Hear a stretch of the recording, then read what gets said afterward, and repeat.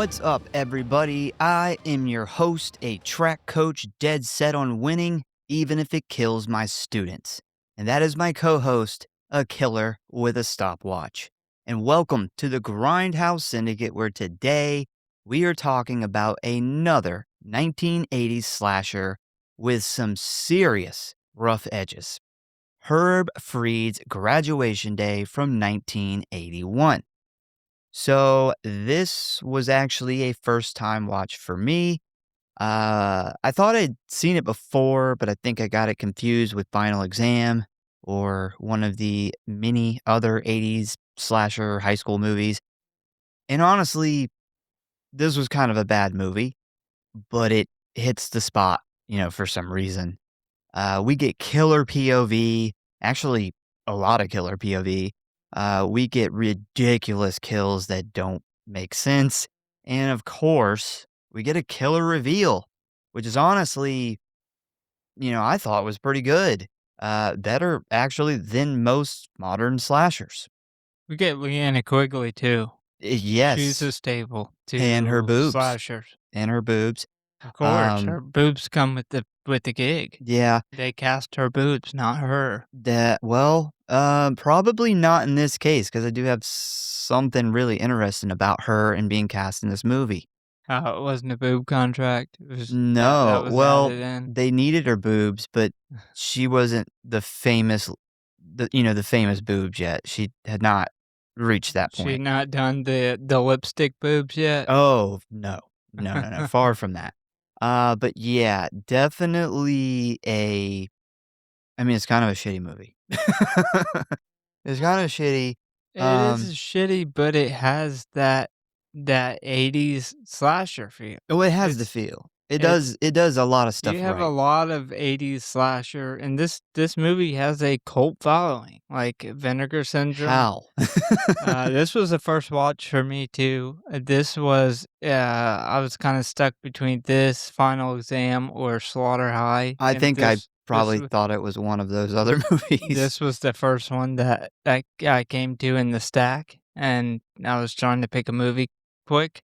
But yeah, it has that charm, but it's an awful movie at the same time. Exactly. I agree. You have the My Bloody Valentines and to go along with the big movies, but that have that early 80s slasher vibe when that's like all that was coming out. And it has that charm, and some of them are good movies that have that charm and some aren't. And this one is not the greatest, but it has that charm. Yeah, it's a fun slasher. It's just not a good film. And it has Leanna Quigley's boobs in it. And other boobs too. This, not just her. I think this, that was a early 80s slasher thing, was boobs. Yeah. You had to have boobs. And that was before A24 was putting balls in everything, and we had to watch Or old boobs. dicks flap around and balls and Old lady. old saggy titties. Yep. We got Leanna Quigley's boobs. I think that this may have been the start to put her boob fame on the map. This may have been what Night of the Demons, they probably seen her boobs and was like, those boobs, we're casting those boobs. We don't care who's connected to them. We want lipsticks going through those boobs. I believe she was 22 or 23 when she filmed this movie. Very, very early in her film career. But we will talk about that here in a few minutes. But with that being said, let's dive into Graduation Day. I really thought you were about to say she was like 17. I was about to be like, God. oh, fuck. Yeah, You edit delete all of everything that I out. just said. Hello, boys and ghouls. If you want to stay up to date on what's going on with the show, talk about or submit your movie requests, or just say die, then I got good news for you. You can always find us at one of our social media accounts or our official website at grindhousehorrorpod.com, Facecrook at the Grindhouse Syndicate Horror Podcast, Instascam at grindhousesyndicate.horror.pod, and many gore. which you can always find links for in the show notes, as always. And you know what I always say, the morgue, the merrier.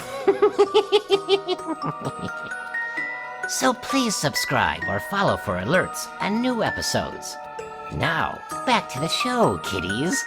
Frights, camera, action. And if you really love us and don't want us to pole vault into a pad of sharp spikes, give us a review. That would actually be pretty fucking horrible. Graduation Day is a 1981 American slasher film co-written, co-produced, and directed by Herb Fried. It stars Christopher George, Patch McKenzie, Leanna Quigley, and Vanna White. The movie tells the story of a high school track team who are stalked and murdered by a mass killer just days before their graduation. It was produced by IFI, David Braun, and Herb Fried, who also wrote and directed the movie, and it was released on May 1st of 1981. It had a budget of just $250,000 and a box office somewhere between, are you ready for this, $1.5 million to possibly $23.9 million. That's a big fucking gap. How do you not know if you made an extra $22 million or not? The mob.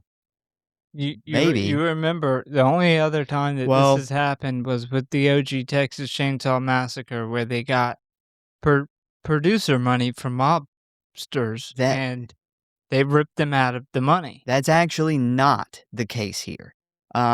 And I'll explain here in a second, but apparently the box office leans really far over to at least 20 million. It was just very difficult to keep track of, I guess, at this time, because I'll go ahead and tell you, there's no big studio involved here. So you're dealing with just a bunch of people making deals, distribution deals, individually, and it got really difficult to track, but a lot of people affiliated with the movie say it was at least around $20 million.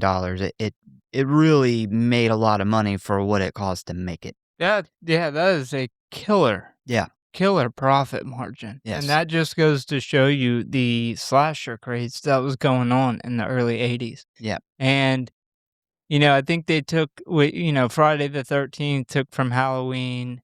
Everybody was looking for something to connect the title of their movie with. They found Graduation Day, had a small budget, threw some teens in there, threw some tits in there, had some killing, and hoped to catch your magic in a bottle. And Yeah. that they did not, but they made a lot of money doing it. So let's talk about the director, Herb Fried, real quick. So Herb Fried wasn't originally involved in Hollywood or filmmaking really at all. He was actually an ordained rabbi that ran a temple in New York. And I guess for Fried, one career wasn't enough, because he eventually started producing and directing shows at the Madman Playhouse in New York City. He ended up liking that a lot more than being a rabbi, which, no shit. Somebody broke bad Yeah, religiously. Exactly. Which led to him eventually resigning his pulpit to pursue his true passion, filmmaking. So basically, this guy went from being a religious leader to directing low-budget slashers. That's crazy. He went to fuck God. I'm going to go after my real passion, not God. Boobs and fake blood. Yes. Yep. So to truly explain how low budget this is, I gotta mention that this movie had absolutely no studio backing or involvement at all. The money to make the film was actually raised by pre-selling it to theaters. And you gotta remember, this was during the 80s slasher craze, so theaters were chomping at the bit for slasher movies, which they knew would put people in front of the silver screen and make them a bunch of money. And that is why it's so difficult to track how much money this actually made. So Fried and his producing partner, David Braun, who was an executive who had worked with MGM, entered a partnership to produce and distribute their own films after agreeing that the real money was in horror films. So they essentially bypassed the entire studio system, sold the film before it was even made, and pocketed the difference, which is a ballsy move, and I like it. So once everything was up and running and they had money to blow, casting began. And I'm not going to go too deep into it, but there are two actresses I want to point out here. So one is Luana Quigley, who plays Dolores. And just in case you don't know, Leanna is a legendary screen queen known for mostly low budget 80s and 90s horror films where she proudly shows her boobs, which, she's got some decent boobs. But she is mostly known for Return of the Living Dead, Night of the Demons, Creepazoids, and Silent Night, Deadly Night. Just about all those movies we've actually covered. I gotta say, Night of the Demons, man, the boob scene, Yeah, that fucked me up as a kid. the lipstick boob scene, I think, in my personal head and opinion, is what she is most famous for. I think she's most famous for, I Return of the know Living Dead. you're gonna say Return of the Living Dead because of how big that movie was, but when I personally think of Leanna Quigley, I think of, the lipsticks going through her boobs, or the lipstick going through her boobs. That one scene is Leanna Quigley. Well, I would agree on a personal note, and that is because I was a lot more familiar with Demon Knight before I ever seen Return of the Living Dead. I Demon actually Night, or, it's not Night of the Night of the Demon. Demons, but, Save yeah. that. Yeah, I think the first time I actually even caught Return of the Living Dead, I think it was on TV, and it was really edited up, and I don't even think I originally knew to the extent of her being so naked until later on, but yeah, I do remember her from, Night of the Demons way before I ever even seen Return of the Living Dead, but I'd say in general, that's what she's probably known for, but they're, probably neck and neck. But anyway, according to Quigley, another actress had already been cast as Dolores, but once she got on set, she refused to do the nude scenes and she backed out. So they then called up Quigley and cast her as the replacement Doris. In 2004, she said in an interview, quote, I got graduation day by going in and having to act scared. This other girl had already been cast as Dolores, but once she got on the set, she refused to show her breast. So they called me, and I was scared too, but I wanted to do the film so badly. This is like her first movie. And the reason this is so important is because, this was, I don't know, I couldn't find if it was her first movie, but this was her first significant film role.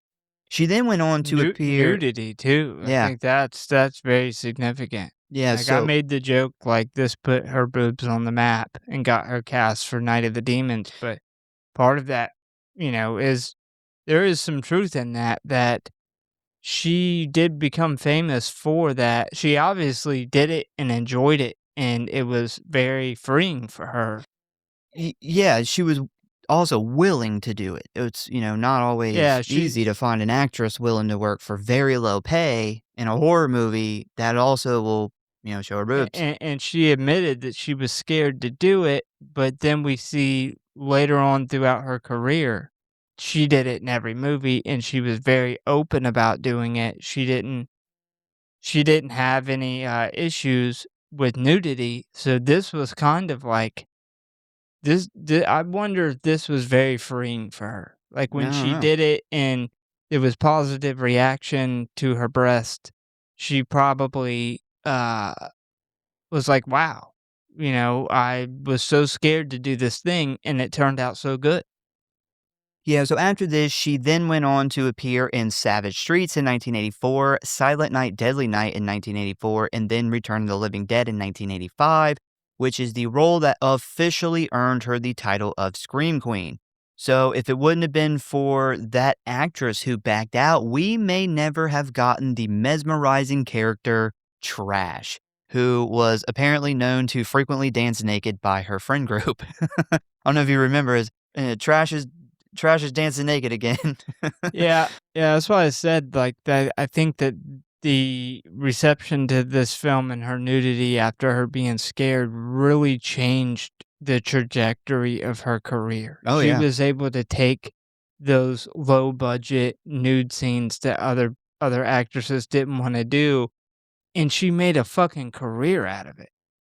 So, when it comes to the other actress who dropped out, the filmmakers tried to cut her out of the film as much as possible, but she is still visible in many of the shots. You can actually spot the original actress in the background of several scenes wearing the number 46 track jersey. And in the track scene at the very beginning, you can actually see two different actresses playing the same character. uh, That's low budget yeah, for you. yep. The second actress I want to mention is Vanna White, who appears in this film as the mean girl named Doris. Now, this was shot in 1980, 2 years before she became famous as the letter turner on Wheel of Fortune, which premiered in 1982. So, this is a pre famous Vanna White in a slasher movie getting scared by a corpse in a locker, which I thought was super interesting. I've never heard this fact before, had no idea Vanna White was ever in a horror movie or got her start in horror. That's crazy. Yeah, yeah, that's probably how a lot of people feel about, like, Johnny Depp or Yeah, that's Kevin true. Bacon that aren't True. horror fans. So filming began on December 8th of 1980 near Pasadena, California, and lasted through Christmas and wrapped up about 4 weeks later, where it was then released in May of 1981. The school sequences were filmed at a real Los Angeles high school, with the neighborhood scenes being shot in and around Pasadena. To promote the film's premiere, dozens of local teenagers were hired to stand outside the theater in graduation gowns with badges reading, "I survived graduation day." I do want to mention the special effects real quick because despite the low budget, the film is genuinely creative with its kills. We get a pole vaulter landing on a bed of spikes, someone gets a football lanced through their midsection, and one character gets a fencing sword through their neck. And this was all thanks to the film's department head, Jill Rocco. So the production didn't have enough money to hire a real special effects team, which forced Rocco to figure it all out by herself. And keep in mind, she wasn't an effects person. And because she had absolutely no idea how to do most of the effects in the film, she called up someone who did. And that person was the legendary Dick Smith, one of the godfathers of makeup effects, known for movies like The Exorcist, Scanners, and Ghost Story. And him and Rocco spent hours on the phone with him walking her through it all. And just to show you how good of a dude he was, when she did her full upper body casting of the actor for the decapitation scene, Dick Smith himself drove over and personally helped her for free. So the man known for The Exorcist willingly volunteered to come over and help a stranger with an effect for a $250,000 slasher film. That was part of the reason too, that I chose this movie, is because I knew that he had I actually thought that from what I had read, I thought he did the effects for the movie, but, yeah, even him helping her, like, that was a big part of why Graduation Day was in that stack of movies for, cult following episodes. Yeah, you can actually, she has done a couple interviews where she actually talks about how much he actually helped her and walked her through everything. And speaking of Jill Rocco, she ended up going on to have a fantastic career as a special effects artist. She ended up working on movies such as Friday the 13th, The Final Chapter, Poltergeist, Critters, How the Grinch Stole Christmas, and many more. She actually ended up working for K&B for a while and even attended Dick Smith's 100th birthday celebration.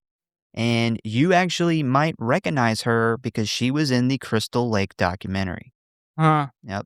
Yeah, that's, not surprising I mean, it is surprising, but considering she had no background in special effects, she did a pretty good job. Like, a big complaint about this movie is we don't get to see enough special effects, and now I know why.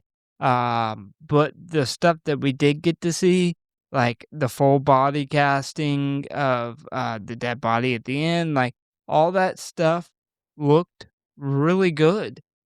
Uh, for somebody who's never done any type of special effects in her life. Agree. So to hear that that kinda changed her career trajectory, is not surprising. She Yep. did a good job. All right, so on to ratings. No surprise, Rotten Tom 57%, IMDb a 4.8 out of 10, Letterboxd a 2.5 out of 5, and the Google average audience rating is somehow a 3.9 out of 5. If you would like to watch this movie, you can currently find it streaming for free on Tubi, Pluto TV, Fandango, Filio, Plex, and Amazon Prime. It's very available. All right, so you ready to dive into the plot of Graduation Day? I am ready to penetrate it with a fencing sword. Yep. So we start out by opening up on a high school track meet, and right away we see the film waste no time getting to the point because we immediately find ourselves at a bunch of events where the students are competing against other schools. Honestly, it's like the fucking high school Olympics here. I don't know if they really do this where they have like all these events in one day. I wouldn't know. I didn't participate in high school sports unless you consider like who can take the biggest bong rip a high school sport. Um, but yeah, I don't really remember this being a thing in high school Did where did like they have all these events all day. did you make the podium I did. on the bong rip? I did in my Yeah, yeah. yeah. I at least I don't remember, but I but that's a good sign if you don't remember a big ass bong rip. I do remember field days, I like remember them field having days, but field days, and in high school they did some stuff like this, but I remember it being not separate. not yeah, it was different from what I remember, but this was the '80s. It was different. Maybe some schools did this. Also, this fucking song sucks. I hate this song. It's terrible. So anyway, it appears that Midvale High School is racking up the wins here. And this is where an important event happens that sets off our story. A young girl named Laura Ramstead, who is running her ass off in first place, suddenly collapses and dies from a cardiac embolism, which is basically a blood clot to the heart that is brought on by pushing yourself too hard. But yeah, she dies right there on the track in front of everybody, just drops dead. And the last we see of this tragedy is her laying there on the track while her boyfriend, who's also on the track team, holds her limp body and cries while everyone stands around them in shock.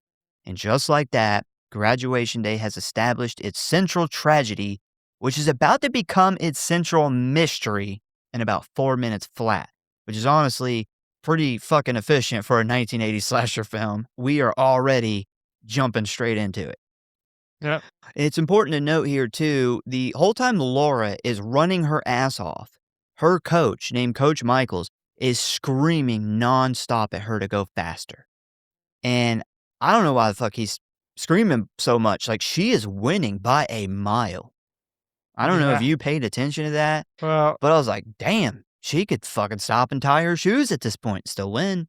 yeah, yeah. He was definitely. I think it's more so he wants the credit.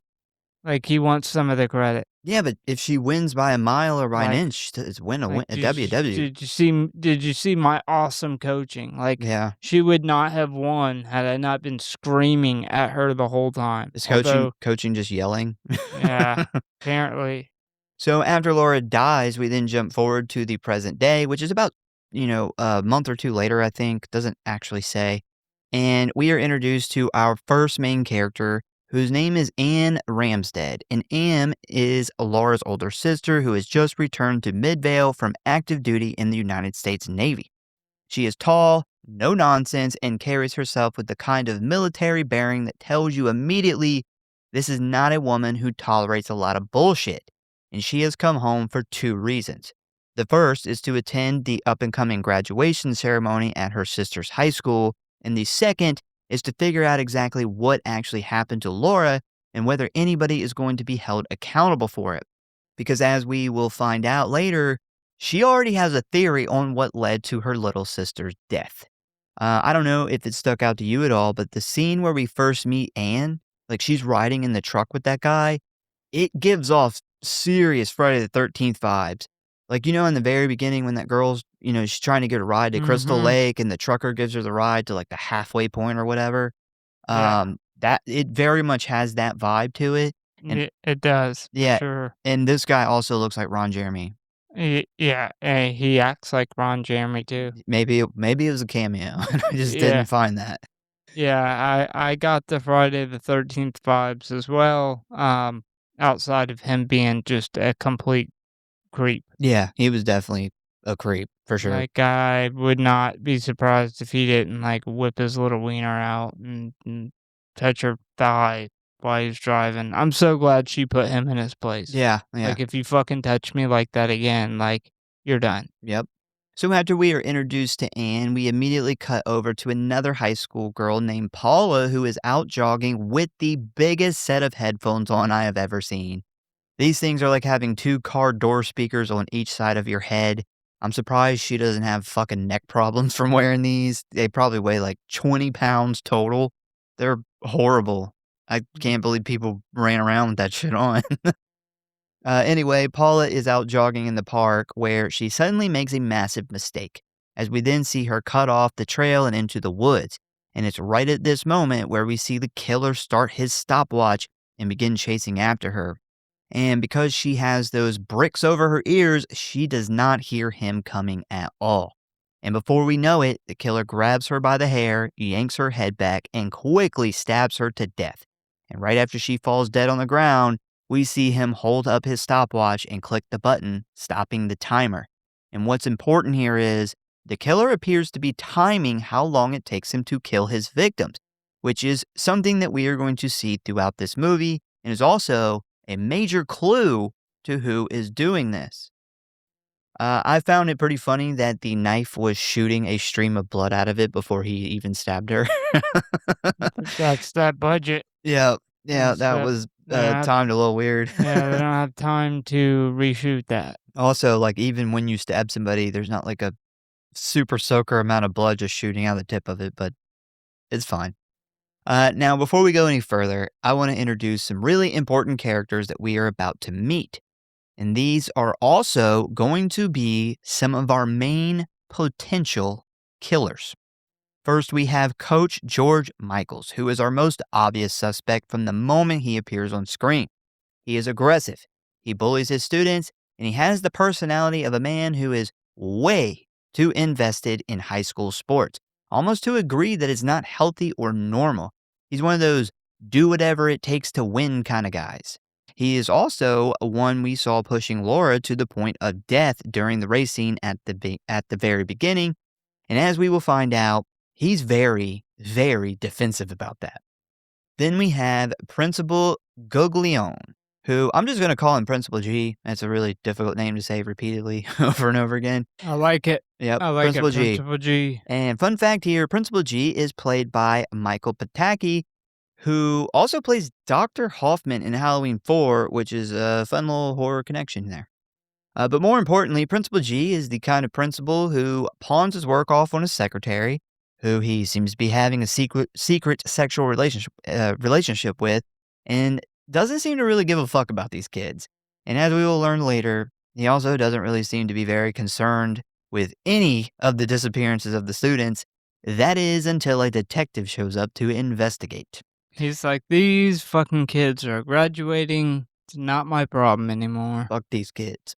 Next up is the music teacher, Mr. Rogers, who definitely enjoys the attention he gets because of his former career as a musician, but also is fucking at least one of his female students. And we know this because later on, we find out that he is being blackmailed about it by a girl named Dolores, which of course makes him another one of our suspects. And finally, the last addition to our possible killer list is someone who doesn't actually work at the school, but is closely connected to the sisters.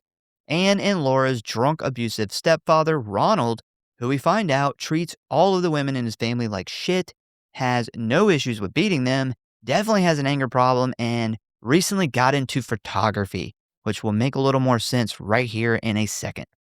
So after Paula's death, we then cut to the track where we see Coach Michaels and the rest of the track team take a group photo, obviously without Paula, and this is where we see him almost beat a kid's ass after he's called out for not really giving a fuck about them.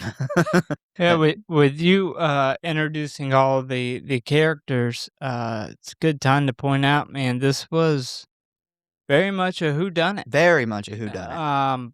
In a different way that Friday the 13th did it, whereas their biggest mistake, and I think the only mistake, and we've talked about this before, was not having Pamela Voorhees shown at any point before. Yep. And I think other movies picked up on this, a big one being My Bloody Valentine, where it was a whodunit, and you actually see all the characters, and you have an idea that one of these people are doing it. And I think it's just really important to show how many movies from the 80s when the slasher boom happened really took this way of writing plots. Yeah, I think that the whodunit aspect is actually the thing this movie has going for it the most. It's the best part. It is the best part. I was really surprised at the end, and I gotta say, I think more slashers, especially recent ones, should take notes here. Yeah, this movie is not the greatest movie, but the reveal of the whodunit, I thought was one of the better ones. I agree. So now that we've met the track team, let's take a moment to introduce them along with some of our other future victims. And one thing I want to point out here real quick is the killer keeps a photograph, cough, cough, Ronald, of the entire team in a locker. And after each successful murder, he crosses out that person's face with a marker, which tells us the killer personally knows all these kids somehow. Big clue. So first up, we have Joanne and Doris, who take up the role of the mean girls of the group. They are catty and dismissive and spend most of their screen time making other people feel bad about themselves, which in a slasher is a guaranteed way to end up dead. Then we have Ralph. Ralph is a big friendly guy who, for some odd reason, likes to spend a lot of time wearing his football gear. I'm talking full pads while jogging through the woods, which makes absolutely no sense. This I thought that was so, like, it's just weird. so, like, low budget. This guy's whole personality is sports. 100%. This, like, trail too must lead to the biggest neighborhood ever. I am gonna bring up the trail a little later. We're gonna talk about the trail. Yeah, I mean, it's like every kid that goes to the school lives in a neighborhood that connects this trail to the school. So next up is Dolores, who is your overly sexual girl that flirts with every guy she comes across. She also spends most of her screen time blackmailing teachers and smoking weed in the park with her boyfriend Tony, while also dodging the school's police officer. And speaking of Officer McGregor, we see that he patrols the campus with the mindset that he himself is the front line when it comes to the war on drugs, which becomes ironic later on when we see that he himself likes to partake in drug use. And he's also one of those guys that's real sloppy. He's just, you can tell the police force stuck him at the school because he does not present a very professional picture to the public. Yeah, he sucks. Yeah. Next up, we have Sally, who is your typical goody two-shoes, straight A's, dressed prim and proper, and is a very skilled gymnast, which, much like Laura, paints a target on her back when it comes to Coach Michaels. Then we have Pete, which we don't really know anything about him except for the fact that he runs track and he enjoys pole vaulting. That's it. And finally, we have Kevin. Kevin was Laura's boyfriend, and he appears to be playing the level-headed nice guy role in this movie, along with the fact that he also appears to be the only person besides Anne in the film who genuinely seems to be in actual grief about Laura's death rather than, just professionally inconvenienced by it. Yeah, he's very invested in not only the grief, but finding out who did this. Yeah. Yeah. I mean, they know what Laura, when it comes to Laura, they know Yeah. what she died from, but there's about to be some killings, and Yeah. obviously they connect two and two. Yeah. So anyway, back to the story. After we meet the track team and Coach Michaels, we cut over to Anne, who has just arrived home where she is greeted at the door by her mother. So there's a few things here. One, what is the deal with her and the stepdad Ronald? They like fucking hate each other. He even goes to hit her at one point, and she's like, "Go ahead and try it, motherfucker. I'll cut you down my special forces hand-to-hand combat training." Yeah, it's so cringy because, basic training in the army, the combatives that you have to learn. I Yeah, could only imagine in the Navy how weak their combatives that they learn. Yeah, I would be surprised if they even have combatives still. yeah, Um, yeah, she's not like this trained Navy SEAL killer yeah, but unless she is. she has that Maybe she's a attitude. SEAL. Yeah, she's actually, I believe she was a naval officer. She went to So, Buds. so obviously something went down between these 2 long before the death of Laura. There is a whole entire Lifetime movie before this movie. I can't believe the mom, like, lets him act the way he does. Oh, I know. He literally tells her when she first arrives, "Why don't you go back to wherever you came from? Nobody invited you here." And I'm like, her fucking teenage sister just died. Like, nobody needs to invite her. Oh, She's allowed to just show up to her family's home to see her mom. on top of that, like, he turned her room into A his photography. photography Yeah. room, and this guy's clearly not, like, making money off photography. No, no. Also, why did she come for the graduation but not for the funeral? Yeah. That's kinda Uh, weird.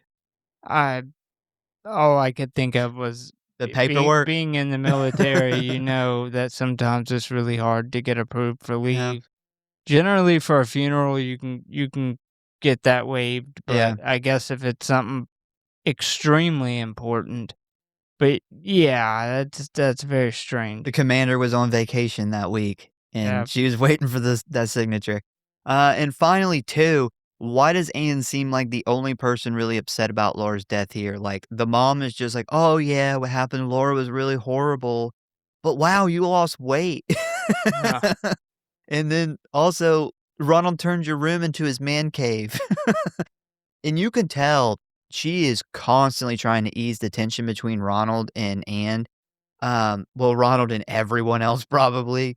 I feel like she married the town drunk that hates everybody and everything. yeah, well, this really goes to show that, these 2 came from a broken home. Yeah. Which can also lead to stress and somebody, having a heart attack, having heart issues, and dying. Yeah, I didn't even think about that. Good point. So after Anne comes home and almost walks into a domestic violence situation, she ends up at the practice graduation ceremony where she meets Sally, who thinks she's a little weird, which honestly she does come off super fucking weird and a little lesbian here. Yeah, uh, but the necklace scene was very weird. yeah. She also meets Kevin, who tells her to stop by his house after school to talk about Laura. And it's important to know here that Anne must have been gone for a long time because she doesn't really know any of Laura's friends. She does know who Kevin is, but she's never met him. Also, Principal G has his tie tucked into his pants here. I don't know. I've never worn a tie like regularly. Is that normal? No, no. Okay. Under They look any dumb. circumstance, you do not ever tuck your tie in. Well, he didn't get that memo because it looks bad. Your tie Look is bad. not supposed to hang down past your belt anyway, but yeah, for those guys who do, wear their ties super long, you don't tuck it in your Don't pants. tuck it in. So after they meet at the The tip school. of his tie is literally on his wiener. Yep, it is. You think when he goes to piss, he unzips his pants and his his tie's right there. Mm. So Smells maybe that's s why he did it. He kept s leaving his zipper down and it he just, smells the tip of his tie to decide when he needs a shower. oh, Oh that's god, awful. that's so gross. So after they meet at the school, Anne heads over to Kevin's house where, after knocking and getting no response, Anne just lets herself in. And this is where she is discovered by an old crazy lady who's just sitting in a chair yelling at the static on a TV. This is really weird to me. All of this is Like, weird. her letting herself in the house, like, Anne also plays in that group of potential people who could be suspects. Mhm. Like, she shows up, people start dying, and she's being really fucking weird. It also shows that she has the gloves, the same gloves. Yeah. Mhm. I didn't introduce her because I'd already introduced her, and I was like, "I can't introduce her twice." You just have to assume that. But anyway, just when Anne starts to get a little creeped out, she runs into Kevin, who greets her as they then both look at a binder full of pictures of Laura. So, to me, Kevin looks about 36 years old. He's definitely not a teenager. That is the first thing that stuck out to me was this guy is not even in his 20s. He looks older than Anne, He looks like he's been through some shit. and it He's also been aged. kinda seems like him and Anne are gonna start fucking. Yeah. And another thing, this house is decorated really weird.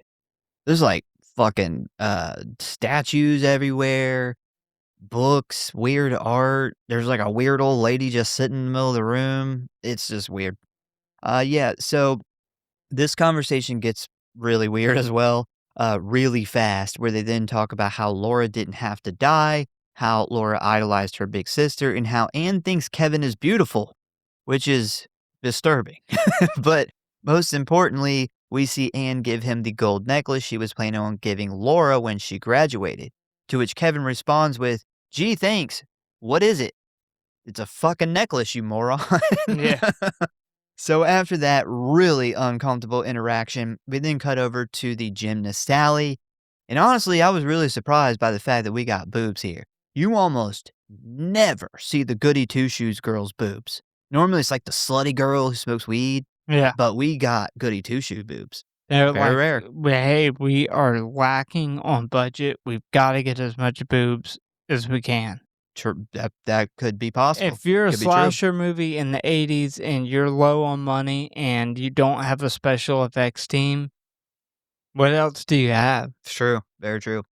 So after changing into her gymnast gear, she almost has a run-in with the killer, which is quickly disrupted by mean girls Doris and Joanne. Which, by the way, man, Vanna White was hot back in the day. Like, I don't know if you recognized which one she was, but she's the tall blonde with, like, the ponytail, and she's Yeah, got the yeah. jeans and the tiny shirt. Ooh, man, I She did not know that she was ever that hot. very, very good looking. So, anyway, after that, she heads to the gym for a solo photo shoot with the newspaper photographer and Coach Michaels. And it quickly becomes apparent that Michaels is pushing Sally too far, just like he did Laura. So, two things here. One, did you see how fucking weird Michaels was acting when Sally was doing her routine? It's almost like he was getting turned on. Even the photographer was looking at him like, what the fuck is up with this guy? Yeah. He's- Yeah, he's really weird. He's giving off So- Predator vibes. Yeah, he gets way too into it. And two, he actually freaks out on the photographer at one point, telling him to shut up and take the pictures. Meaning this guy treats everybody like shit. And I gotta say, without spoiling the end, karma comes back in a big way when it comes to Coach Michaels. Yeah, he, at this point in the movie, definitely is a suspect too. Oh, for sure. That's why Yeah, I he's like listed him as big he's the time suspect. main suspect. But yeah, it soon becomes apparent that after Laura's sudden death, Sally just can't focus on gymnastics, leading to her screwing up multiple times and Michaels scolding her repeatedly for it. That is until she finally gets so upset she quits, suddenly running back to the locker room. One observation I thought was just funny as hell is how when Sally's doing her routine, her and the coach are in slow motion. But as we keep cutting back the photographer, it appears that he is not in slow motion. And at one point, he looks over at Michaels, and he has this weird look on his face. And I just imagine him thinking, why the fuck is this guy pretending to be in slow motion right now? Yeah. Yeah, Like- why is everybody moving really slow? Yeah, it's just weird that he's not in slow motion.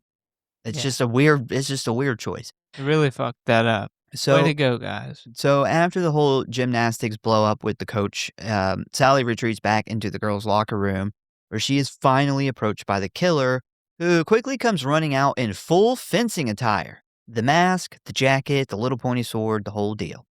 And after coming up behind her and scaring her, she quickly turns around, where he then stabs her right through the throat with the fencing sword, giving us a nice shot of blood shooting out of the back of her neck into the mirror, officially ending Sally's life and crushing Coach Michaels' dreams of her going to the Olympics. And after her death, the killer then clicks his stopwatch and crosses out her face in the track team photo. And that is the end of poor Sally. Gotta say, I hate the killer's get up in this. Like, it is awful. Whoever decided that the fencing outfit was gonna be the killer's outfit for this, like, when you think of the Jasons and the Freddys, those are like the upper echelons, the Michael Myers, and then you get, like, around this time, you get the My Bloody Valentines, which I think is super, super underrated. Oh, I agree. think he looks so fucking great and scary and menacing in the old miner outfit, and I don't know why he's not amongst like, posters that you get with all the old school slashers. But this one's just so bad. Yeah, it actually there's another movie that tried that too. I think it was Urban Legends Final Cut. Yeah, it's Um, you really, like, you have so much. You have a canvas, and, there's a few things that's been taken, but you have the world at your fingertips, and you come up with this. Speaking of My Bloody Valentine, I don't think I ever got to tell you. Remember we did a remake versus original with those two films, and we got ridiculed by one person who listened who basically called us fucking idiots for not realizing how amazing the remake was. Yeah, I yeah, said, okay, yeah, sure, yeah. sure. Yeah, we were so wrong. Yeah, Like, going back and watching the remake, God, we were just so wrong. yeah. I can't believe that we did that episode. Yeah, the remake is awful. I thought we were very fair. That is a yeah, we went so easy I on was that. I was actually But excited for it. if that guy's still listening, that movie's fucking trash. It's bad. Like, everything outside of the really cool heart-shaped box with the really good effect heart in it, that movie oh, and the cool intro. The cool intro with the news stories and the newspaper It also has talking Doctor about, Detective in it too. like, Don't forget yeah, about that. like, all that was cool, but that was it. That was, like, the 2 things that was cool in that whole movie. Hey, That movie sucked ass. if you like it, but don't fucking talk shit to people who don't like it. Yeah, and, you know, we did a fair comparison, I and we agree. didn't trash it like I just did. We said, "Hey, the original is better." Like, we scored it point-wise, and we said, "Hey, we think the original is a much better film." That's the whole point of those episodes is But to fairly score them and not just say I like one more than the other. It's points based. yeah, but since this guy wants to come out and say, like, "We're fucking idiots," no, no, no. So after that, we then jump to Mr. Rogers, the music teacher, who, after flirting with some of his students, tries explaining to Dolores why she has to attend summer school and won't be graduating tomorrow. But little does he know, Dolores has a completely different plan that should change his mind. Because we then see, after a bit of chatting, Dolores locks the door and pushes his face into her bare breasts. And needless to say, things get a little hot and heavy in the classroom, which comes back just one scene later when we see Mr. Rogers lured down into the school basement, where it is revealed that Dolores recorded the whole sexual encounter and is now playing it on a tape recorder, essentially blackmailing Mr. Rogers to avoid missing her graduation. I don't know if you caught it, but that's definitely a different actress playing Dolores in the basement scene. That girl has brown hair. It's so Oh, fucking weird. you talking about when they run off? Yeah. Well, I think that was her friends. I think Maybe that it was doesn't really establish I that, think but that was her friends could have been. recorded it and then set it up down in the boiler room. Maybe. I just wanna point out that this boiler room could totally be a Freddy boiler room. Oh, Like, yeah. we talked about that a couple episodes ago. If you do some red lighting and add, the score from Nightmare on Elm Street over top of it, any boiler room can be Freddy's boiler room. True. So right after this, Dolores and her boyfriend Tony get caught smoking a J and getting ready to fuck in the woods by Officer McGregor. Bro, Who, she was about to let him get sloppy seconds off of the fucking true, music teacher. very true. I Like thought about that. like she didn't think that he wasn't gonna notice that her vag had already been ran through. He was a high school student. He might not have cared. Yeah. But yeah, they get caught by Officer McGregor, who's actually somewhat cool about it, deciding to let them go after confiscating the weed. Despite this warning, though, Dolores and Tony then proceed to ridicule the cop one last time before graduation. Did you notice that McGregor has his gun on backwards? And there are some shots here where his badge is just missing. Also, fucking cool. He hides his joint in his gun. That's cool. Yeah, I do believe that this is why he got put on Yeah. the school, because he Um, sucks. so this is actually where I started to notice what is up with the woods. Half the school is located in the fucking woods. First, Yeah. we have Paula, who's jogging through the woods. Then Anne runs into Sally, who's going to the gym in the woods. Then we see McGregor patrolling the fucking woods. And Tony and Dolores are about to fuck in the woods. We still have 3 or 4 more scenes to go of students in the goddamn woods. This doesn't make any sense. Like, half the movie is closer to Friday the 13th than a high school slasher. Well, that's why I said that it obviously connects to a big ass neighborhood where a lot of these kids live Yeah, but and why go to is the school here. school cop in the woods patrol? He's supposed to be patrolling school. Well, He even I says that's school property. I will say that my high school was the woods backed up to what is called West Ashley Park, and a lot of the kids would go smoke their J's and their blunts back there. So we did have our security officer that would go back there because it was known that kids would skip and go smoke back there. The trail part, like, all I can think of is that it leads to I mean, they even run into other kids walking the trail, like, it's obviously super, super well used by the Yeah, students. yeah. So next we cut over to Anne sneaking into Coach Michael's woodworking classroom. And after she gets caught, her and the coach begin to have an argument over Laura. And this is where Coach Michaels begins to complain that as long as he was winning in sports, everybody loved him. But now, thanks to Laura's death, he is out on his ass, which actually I didn't put it together. I think the a little bit of the first time I watched it, but they are going to fire him after this school year's over. Yeah, I don't think that's really fair. I think I agree. the guy's a creep, and He's an he asshole. definitely but I don't think he should be blamed for No, who could predict that that was going to a happen? medical issue. Agreed. Like, you can't fire somebody over a fucking medical issue. So anyway, he tries to explain that he didn't kill Laura and he loved her and there was no way he could have known she was going to have a blood clot stop her heart. But for Anne, that's not good enough. And she knows for a fact that Michael's pushed her body to the breaking point. Once he realizes there's no way to convince Laura's sister that he really cared about her, he decides to end the conversation, where Anne then goes to leave. But right before she exits the room, she turns, looks back at him, and says, "We will meet again, Michaels," alluding to her herself being the killer, which was kind of a weird thing to say. I think it was kind of alluding to she said, "I had a question, but I got my answers. I got all the answers I needed."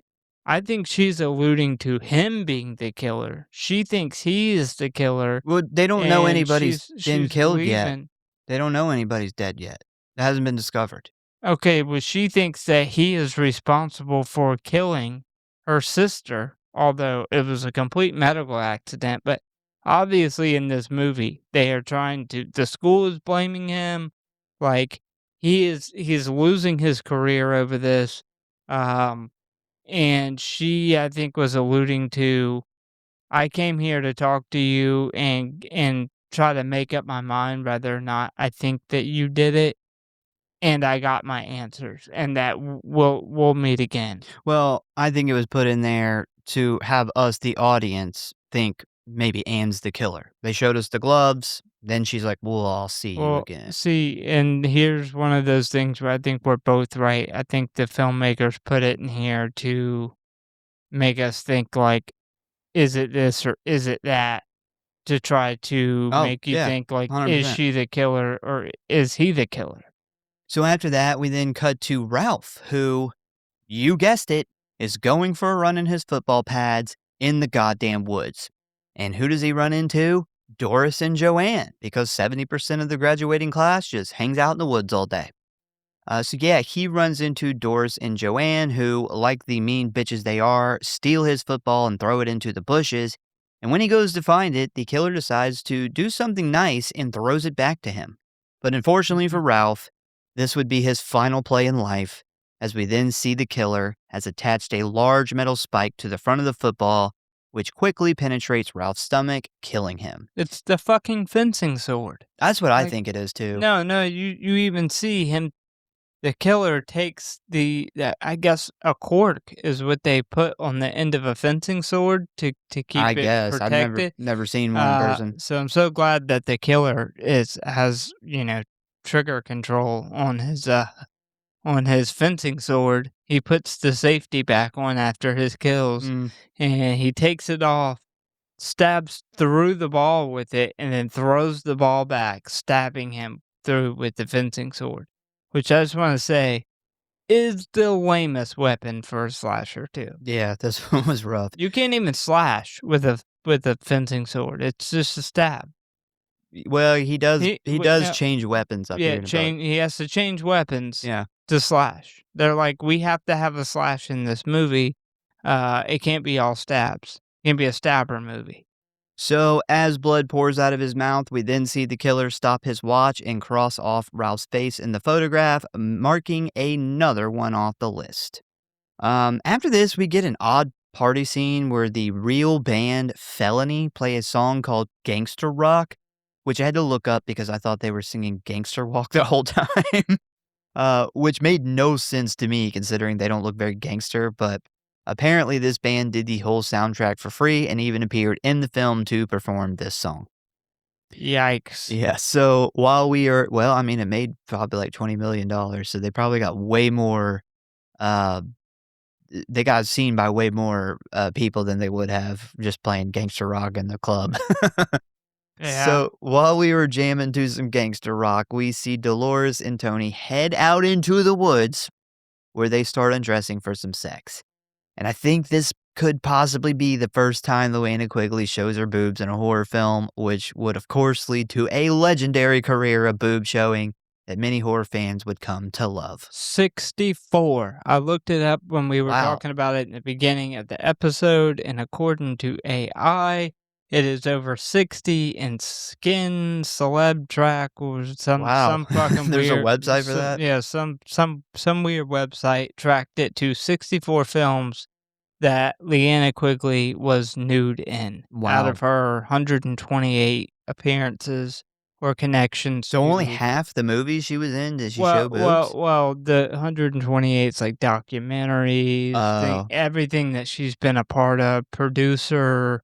I think that she was in like 80 something movies or shows, and 64 of them had her breasts in them.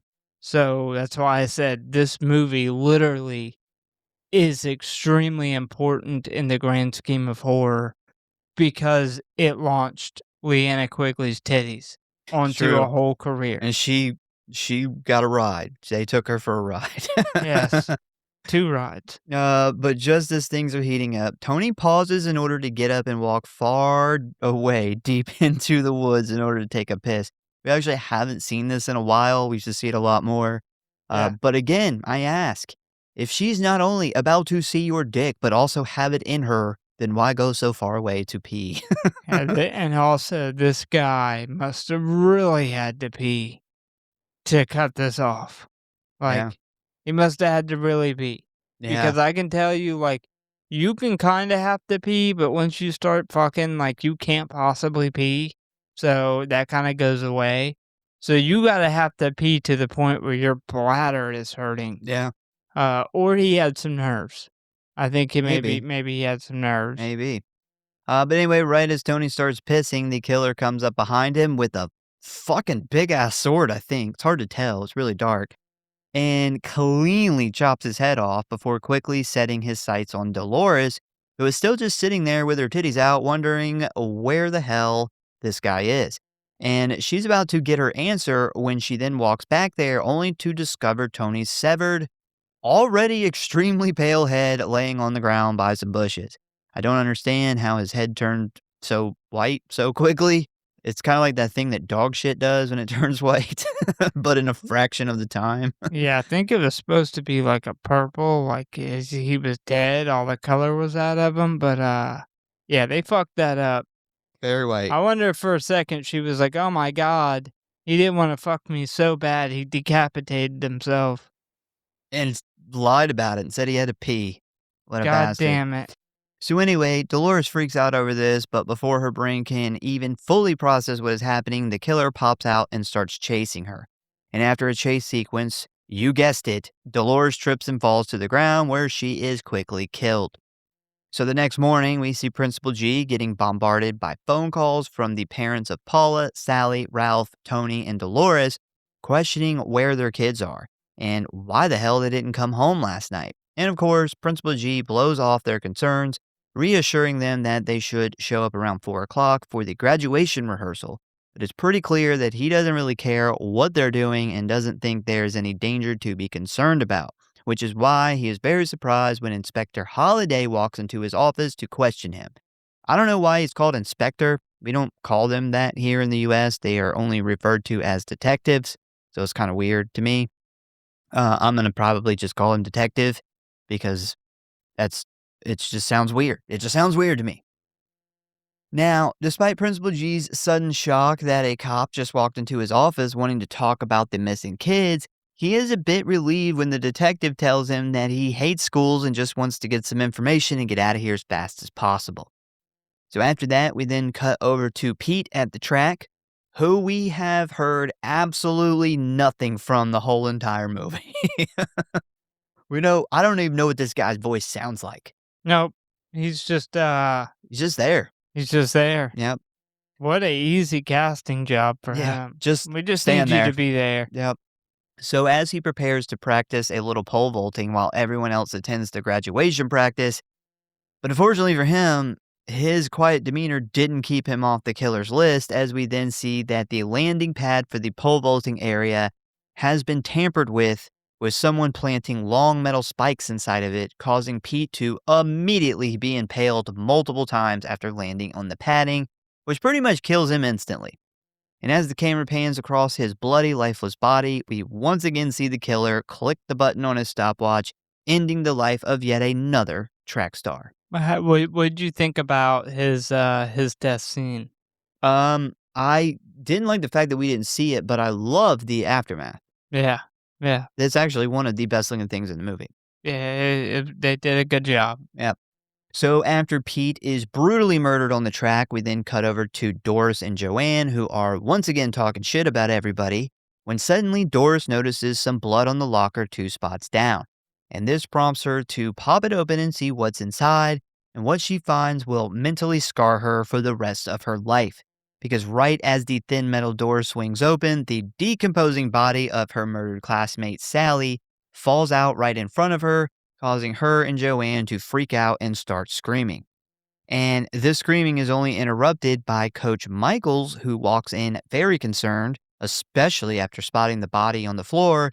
And when he walks over to get a closer look, he then spots the fencing sword used to kill her. And for some odd reason, he decides to pull it out and look over at Doris and Joanne, who start screaming again. And this draws the attention of Kevin, who then comes running in the room when he then spots Sally's dead body, a very scared looking Doris and Joanne, and Coach Michael standing there holding the fucking murder weapon looking very guilty. We'll get to this towards the end, but this was a little bit of genius. It was, I agree. So obviously Kevin puts 2 and 2 together here and assumes Michaels is the killer, leading to him confronting the man after telling the 2 girls to run. A fight quickly breaks out between Kevin and Coach Michaels, as we then cut to the parking lot where Doris and Joanne are yelling for help, telling everyone Sally's been murdered, which immediately catches the attention of not just Anne, but also Detective Holliday and Officer McGregor, who all come running. Meanwhile, inside, Kevin gets his ass handed to him by old man Michaels, who ends up punching the teenage 35-year-old in the stomach and slamming him into the locker before running off, you guessed it, to the motherfucking woods. After Michaels runs off, Kevin then tells the cops and Anne the killer is the coach before rushing off after him. They, of course, end up having another confrontation on the trail where it becomes pretty obvious that not only is Kevin accusing him of being the killer, but also he blames him for Laura's death, just like Anne. After Kevin gets his ass kicked again, another chase sparks up where Michaels accidentally stumbles upon Ralph's dead body. And as he stands there in shock, Kevin catches up to him again for a third and final confrontation. But this time, Kevin drops a bomb on us. Not only was him and Laura going to get married right after graduation, but he also admits that he is the killer. And the reason he's doing this is because he not only blames Coach Michaels for Laura's death, but he blames the whole entire track team, which he then names one by one. And he also says he killed Diane. And I was like, who the fuck is Diane? Yeah. So I've discovered that her name is Diane Dolores. I think, though, they changed it because of this mistake. Because if you go back and look at Leanna Quigley's interviews, she says her character's name is Dolores. Nobody in the whole entire movie calls her Diane except for this one scene. Well, I think at the end we do get a body that wasn't like a character that we've seen. So I wondered that if that was it. I looked it up. It's nope, that is her. He apparently decapitated her just like he did Tony, and she's listed as Diane Dorse. Huh. Yep. Because I thought the same thing. It's like, did I miss a kill? Holy shit, there's a whole character I missed? They're like $250,000. Nobody's ever gonna pay attention to this shit. Well, I caught it, and Well, they somebody had caught it no too. idea that it was gonna be a cult. Like That's true. these movies were gonna have the cult following that they do. So at this point, Kevin has lost his mind, and Michaels is stunned by all this. And after Kevin starts his stopwatch, he again attacks the man, knowing that he needs to hurry up and kill Michaels before Anne or the police get to them. But for the third time, Michael beats his ass, flipping him over his shoulder, grabbing Kevin's knife, which is just in time for Detective Holliday to show up, spot him holding the knife, assume he's the killer, and then shoot him before he can kill another student. And once Michaels is dead, Kevin immediately tells Holliday and Anne that Coach just admitted to killing the whole track team, which is honestly my favorite part about the movie because I was floored. I didn't see that coming. Yeah. Genius. He successfully Framed him. diverted getting caught for killing all these people, and then framed him, and then he was killed, so he can't even defend himself. And Like, he wasn't even killed by he's him. He was killed by a cop. fully cleared. Like, he's good to go. Yeah. He's squeaky clean. Yeah, and this is a He fucking ending fucking- I would love to see in a Scream movie. Like, let the killer get away, dude. Hell yeah. Come back the next movie or 2 or 3 movies later. Agreed. Like, Agreed. what a good fucking shock that would be. Agreed. Now, after all that, Kevin goes in with Holliday to make a statement, leading to an exhausted Anne to go to the office to pick up her sister's diploma and trophy. But when she gets there, she discovers something really odd. Apparently, Kevin picked them up this morning. And this leads to a very confused Anne that ends up heading over to Kevin's house to find out why he lied to the receptionist and took the awards that she was supposed to receive at the graduation that afternoon. So she's putting two and two together here of he must have already known the graduation was going to get fucked up. But when she gets there, the house is eerily silent, prompting Anne to head up to Kevin's room to look for him. Anne has a bad habit of walking in and just roaming through people's houses. Yeah, I don't know what the Navy has taught her, but this is the second time she's done this to this house, and you definitely don't just walk into people's houses. She like did it to that. the school, too. I mean, she goes through Coach Michaels' Yeah, classroom. she doesn't give a fuck. She's like, "I'm in the Navy. I'm pretty much a cop."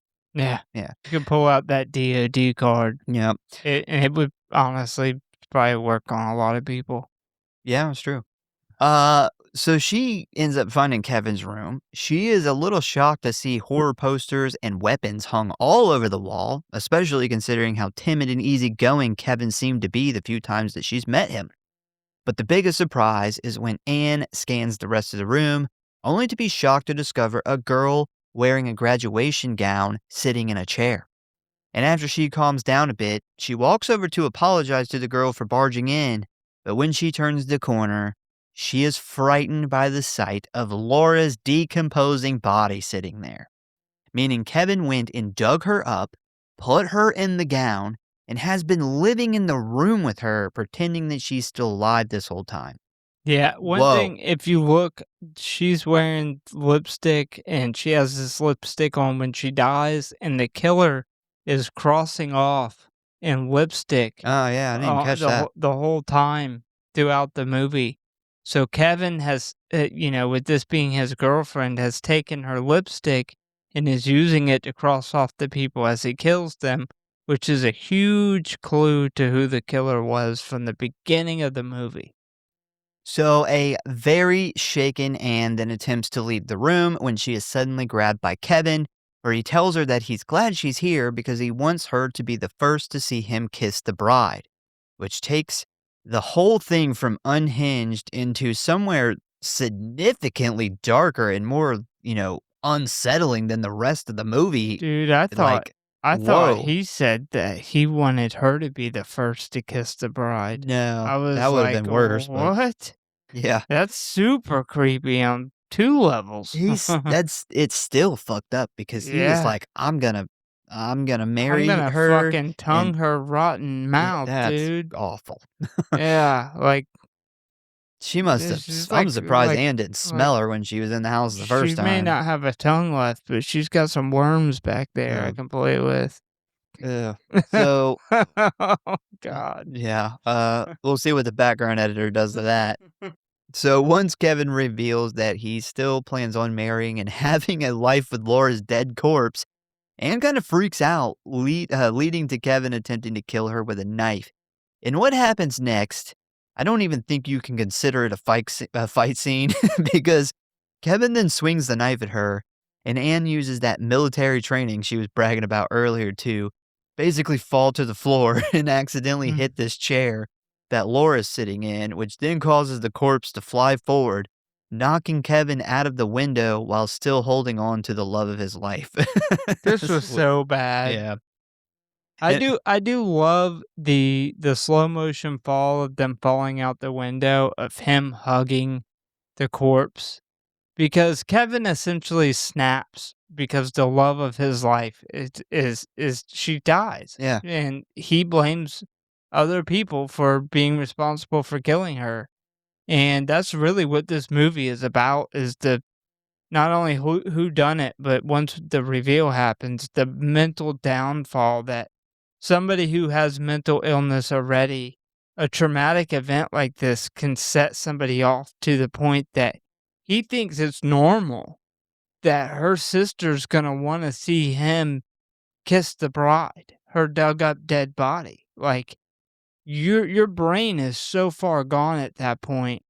He has gotten away scot-free, and he thinks that this is normal. Yeah.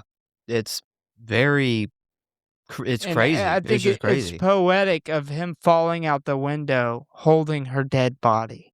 I did not think that far into it at all, but it all adds up. So once a horrified Anne takes off out of the house, she spots a very concerned Kevin holding Laura's dead body running back into the house to, I guess check and see if she's okay. I mean, that's what I'm saying. He's got his main concern is her still, although she's dead. She's been dead a while. She's way past the point of being okay. So Anne ends up running all the way to the same track Laura died at, where she is again confronted by a knife wielding Kevin, who then gets his ass kicked by Anne multiple times, actually. Dude, when he falls into the V columns trying to stab her, That shit was so awfully hilarious. There's a lot of bad stuff here. This is just not good. Him getting beat up by, like, a Navy Everybody, chick in heels. but he literally gets beat up. He gets beat up probably about 7 times this day. You could say, like, with the whole, with him framing and doing the framing thing and getting beat up, and then the cops showing up, and, Yeah, I can see that, like, but yeah, that whole thing could be set up, but this no, he's isn't. legitimately getting his ass kicked here. Multiple times. They fight a bunch. But the final showdown takes place under the bleachers where Anne is once again confronted by Kevin, and after a bit more fighting, Anne manages to push a deranged Kevin into Pete's body, which remember has all those spikes sticking out of it, leading to multiple stab wounds in Kevin's back, which kills him. I wouldn't say kills him quickly, but after about a 2-minute death scene, he does die. I do love all of the bodies that It's are, very Friday the 13th. yeah, Yeah. you see all these bodies start showing up under the bleachers, although I'm sure somebody would have smelled rotting corpses and somebody would have went down there under the bleachers at some point. I know at high Everybody's school, in the woods. like, people would go under the bleachers to smoke weed and Not when they have smoke cigarettes and stuff. 150 acres to hang out in. So, yeah, apparently nobody goes under these, bleachers, and this is a great spot to stash dead bodies.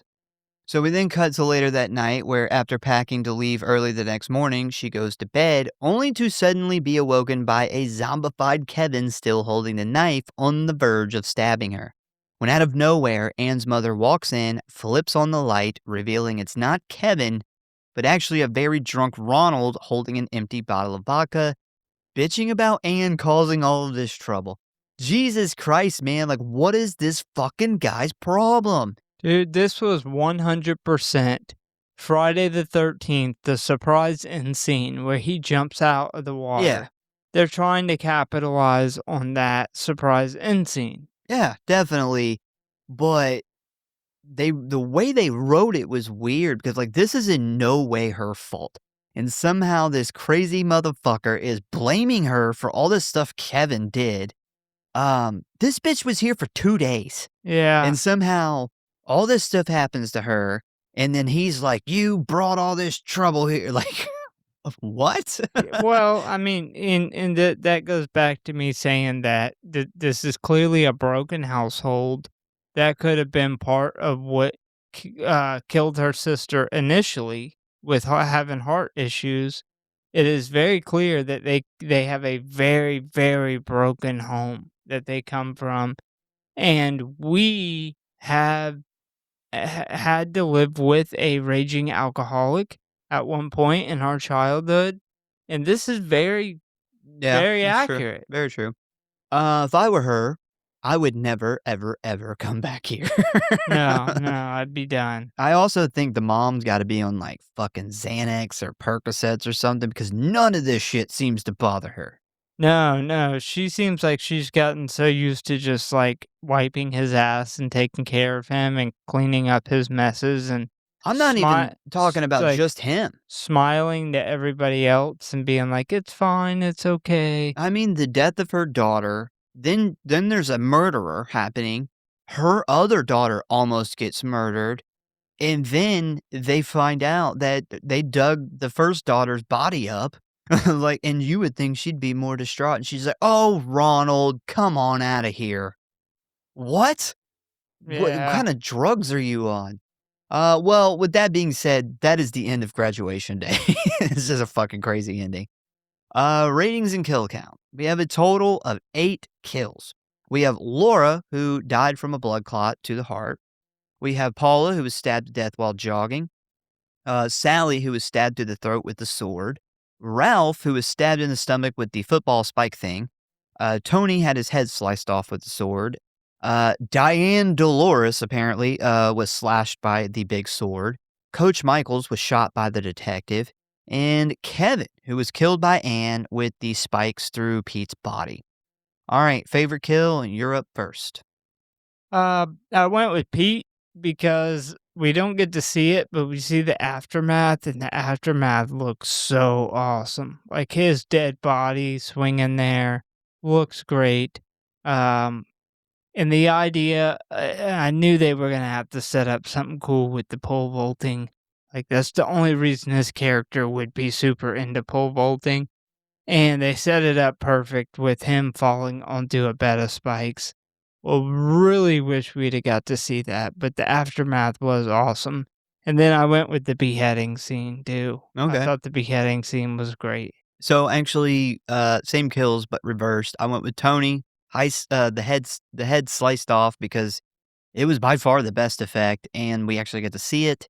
And then Pete, even though we didn't see those spikes go into him, that aftermath was awesome looking. All right, so rating. What'd you rate it? I gave this one a 3. Okay.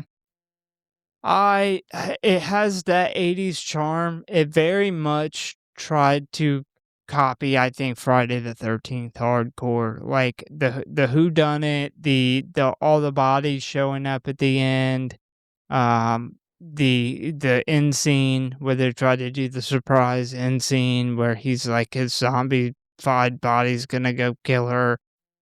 I think they very much touched on the success of Friday the 13th. I actually looked it up. It almost came out a year after Friday the 13th to the day. Wow. It was 7 days apart, from being a year. Yeah, it has that charm, but it's just a bad movie. It doesn't have the awesome effects that we would want from a 80s slasher movie. But I will say, the whole reveal and him getting away with it cleanly was awesome. That was something that was completely different. And then to show, like, his mental downfall, how fucked up he was, where he has Anna come back in the house and it shows her her dead sister, and he thinks that this is completely normal. Although his plan has worked and he has gotten away scot-free, he's so fucked up in the head that he thinks that this is gonna be okay, and, um, I thought that was a really interesting thing to write into the story. Yeah, I agree. The end is a big part of my rating. I gave it a 2.9, so we're pretty close. Honestly, this movie's awful in many ways, but I had a really good time. It's a really fun watch, and that's what really matters. Look at those POV shots, man, Yeah, those there's a lot of them too.